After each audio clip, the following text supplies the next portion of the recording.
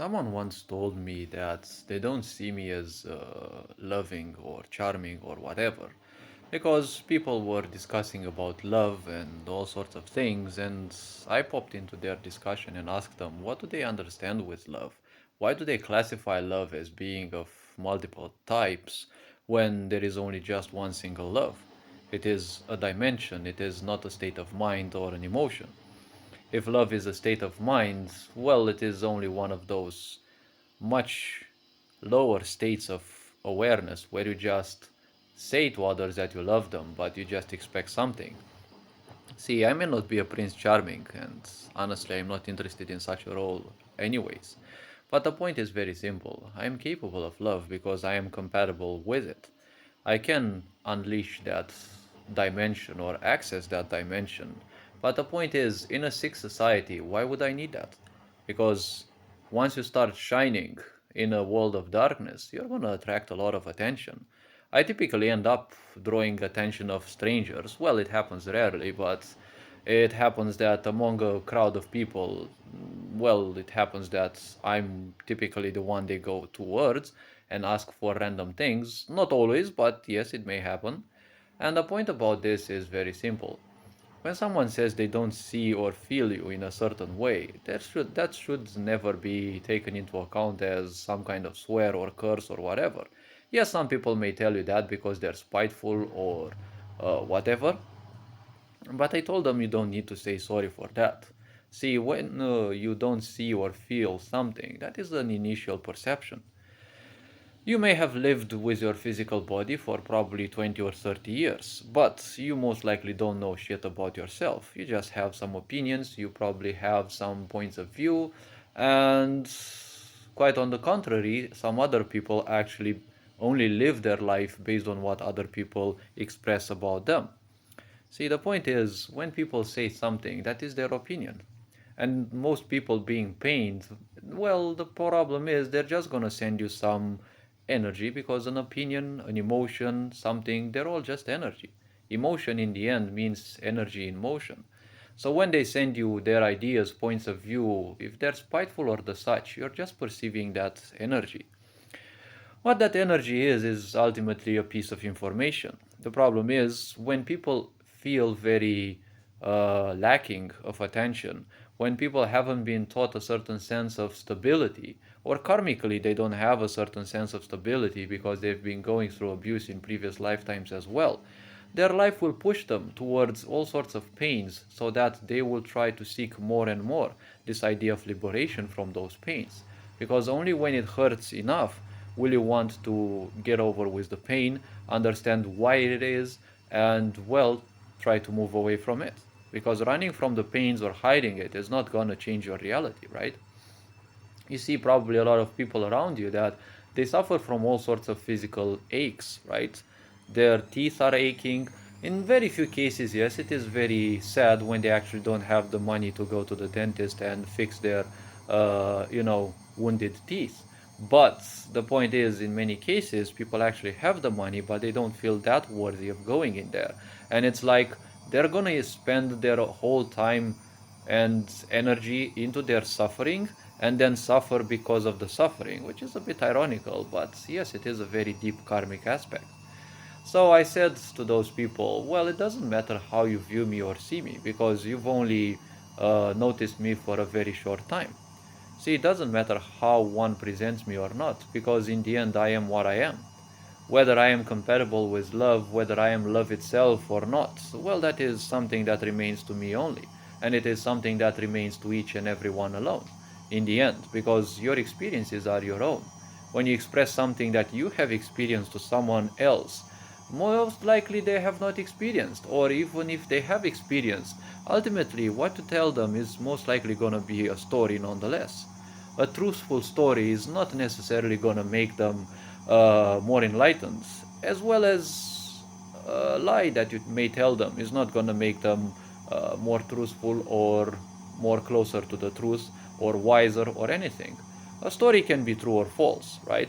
And if they haven't experienced what you're telling them, well, there's just gonna be a story that you're telling to them, and they may just listen to it or, well, discard it afterwards, depending on a sort of factors.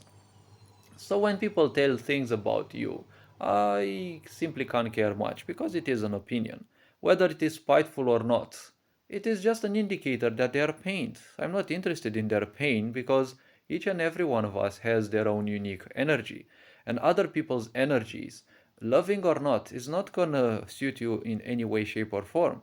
Because other people's energy is another kind of information. The more information you put into your body, whether yours or not, well, your body is going to become more clunky, more clumped. And then you're suddenly going to find out that your mind is simply overwhelming you with all sorts of things because it has a certain amount of space. The more you fill it with, the more chaotic it will be, the harder it will be for you to stand still, to think straight for some even few seconds, because it's just going to be an avalanche of thoughts and the such while the mind is trying to purge through them, right? And you know it can be quite painful and it can actually take a long time. Time is short in this life and it is best used in different ways. So when people told me that, I told them, see, your opinions and experiences of this world are truthful to you, corresponding to your level of awareness. See, when you're ignorant, your karma will function and have full control over you. You may not know what your karma is, you may disregard it, you may be probably an atheist saying that God doesn't exist and karma doesn't exist. And whatever people may believe, that is up to you. It is up to each and every one of us to believe what they want. Because in the end, one universal truth is that creation cannot be denied. You can deny God, for example, because it is more or less a human made construct, but it is an embodiment of creation in the end. A simpler, somewhat more primitive approach towards observing or becoming aware of creation, but still creation it is, and one cannot deny creation. Now, when it comes to other people's opinions, points of views, and the such, these are just little truths. Someone's lie can be your truth because you're not aware enough of the fact that that thing is a lie, right? A belief means accepting something without a necessity for proof. When your close friends or whoever you call close friends tell you certain things, you're not gonna dive into research and the such to check whether what they told you is necessarily truthful, right? You're gonna simply believe it or accept it as is, right? So I told some people, see, now you're not seeing me as loving or charming or whatever. But when you live based on your karmic structure, because I told them, see, you don't know what karma is.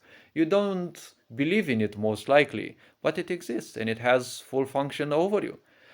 As people become awakened, let's say, or enlightened, the more enlightened they become, they simply detach more from their karmic structures. They become aware of those things from their ancestors, parents, every idea, opinion, attachments that they took from other people, and they believed they were truthful and lived their life based on those. Slowly and surely, enlightenment means you're pulling away from those. So now, if you live based on your karma, let's say you've experienced a lot of abuse, obviously you're gonna tend towards abusive people. So I'm not being an abusive person, so obviously I'm not gonna be of any interest. So you will find someone who's abusive as charming. Maybe they haven't started abusing you yet, but to you they're the most charming being, right? So, as a reminder, don't focus too much on this idea of what you feel, what you connect with, what you resonate with, because those are only available to you, those are truthful to you based on your level of awareness. When someone becomes aware of other things, you will see that things that you used to like, even obsess about, they simply crumble and no longer have any influence of you.